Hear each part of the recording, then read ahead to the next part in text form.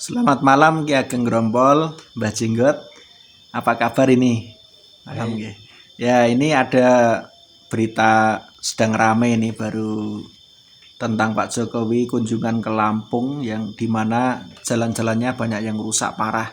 Walaupun sebenarnya tidak hanya Lampung, sebenarnya hampir tempat-tempat tertentu itu, walaupun di Jawa sekalipun, di daerah-daerah, di desa-desa itu sebenarnya juga banyak jalan yang parah. Namun ini baru viral dan baru ramai, jalan yang dikunjungi kemarin itu rusak parah dan hampir sebagian besar mengalami kerusakan yang sangat memprihatinkan, sehingga lalu lintas dan perekonomian rakyat sangat terganggu karena transportasi tidak bisa berjalan dengan baik, sehingga mengganggu pertumbuhan ekonomi warga seperti itu. Kira-kira tanggapan apa ini Ki Ageng?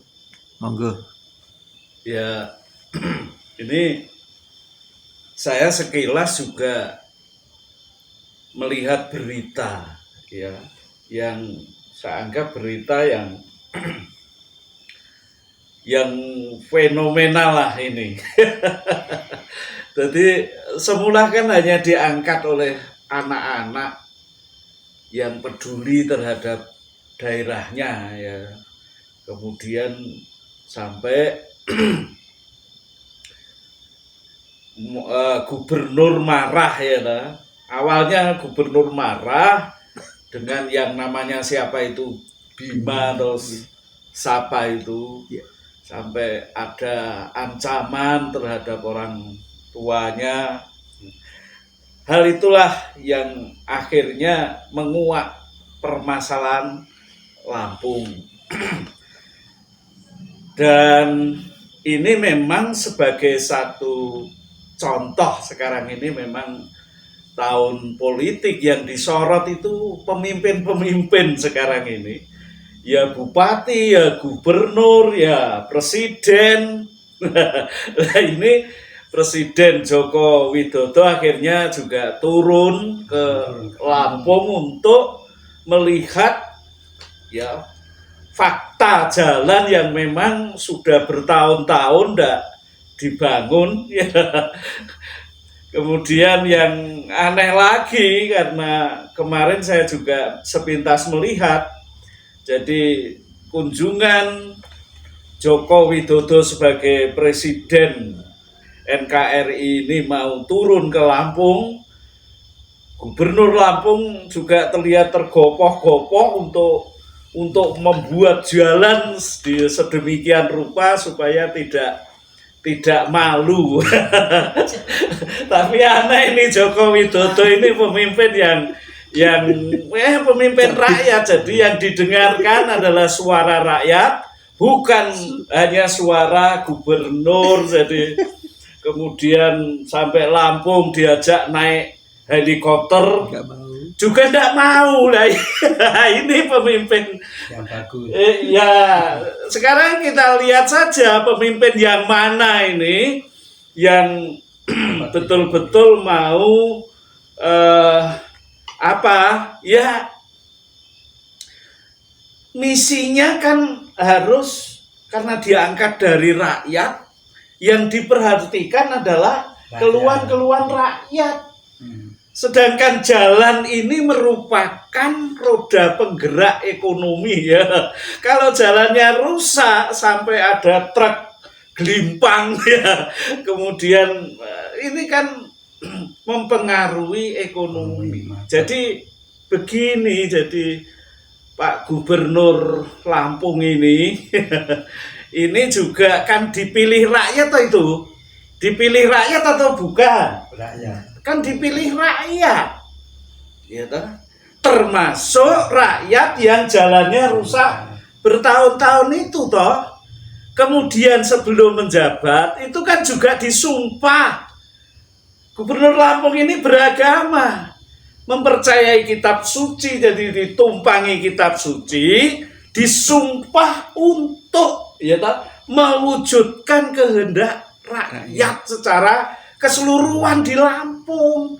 Jadi tidak hanya di kota-kota besar kemudian dilihat begitu baik, sampai jalan-jalan desa, karena di Lampung ini memang betul wilayahnya luas, jalannya juga sekian ribu kilometer misalnya yang harus dibangun.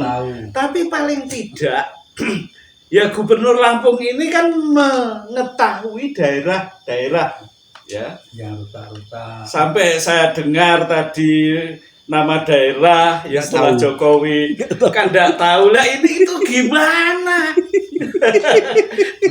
Ingat loh Pak Gubernur itu dipilih rakyat loh. Ya, setelah jadi gubernur itu membawa misi rakyat ya, yang harus diwujudkan kehendaknya. Jalan itu jalan umum, bukan jalan desa kemudian hanya orang desa itu bukan begitu.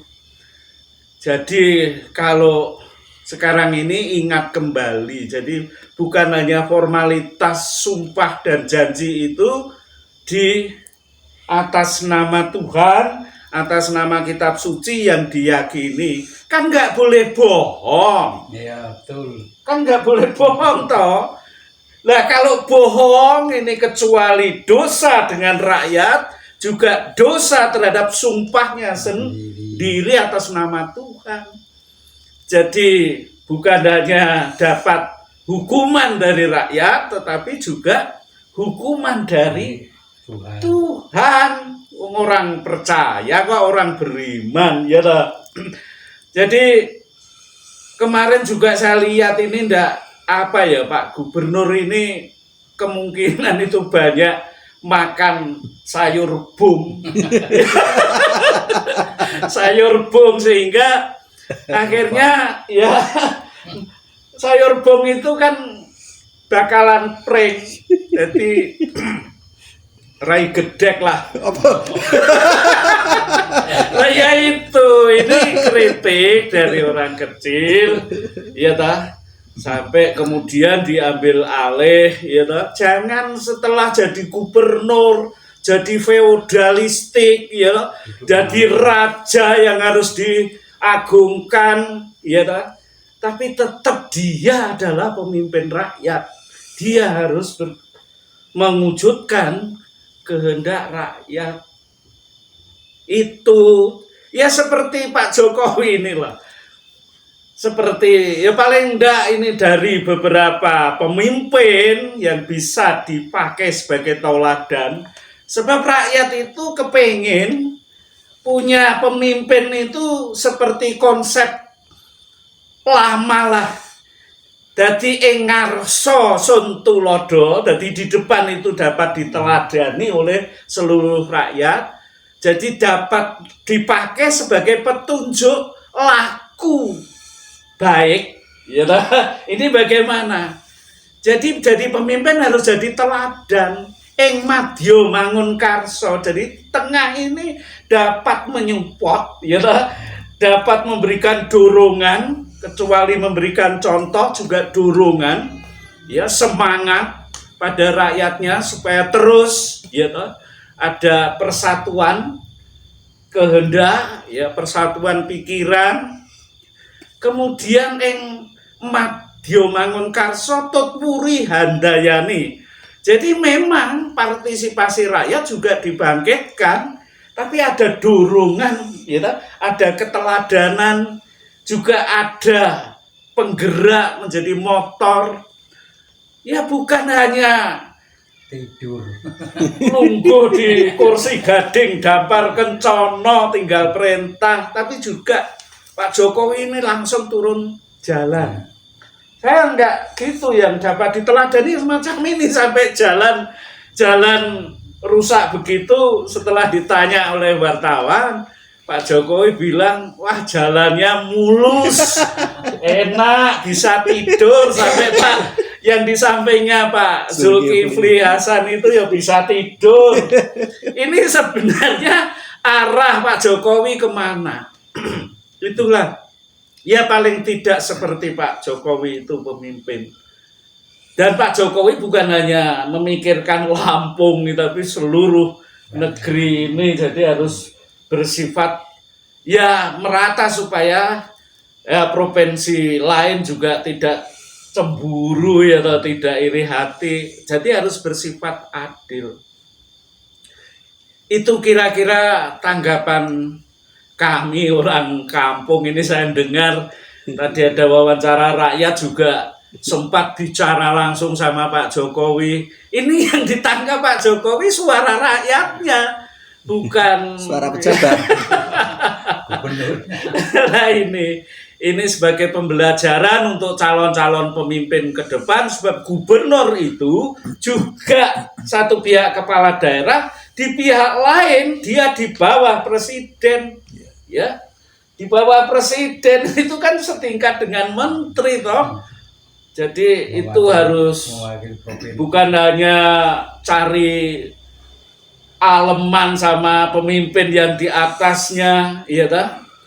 Kalau dulu Orde Baru memang banyak begitu, kalau ada tinjauan pertanian misalnya cari yang gemuk-gemuk itu ditanam kemudian difoto, ini bohong-bohongan ini. Apa bohongan ini setelah reformasi juga masih berlanjut.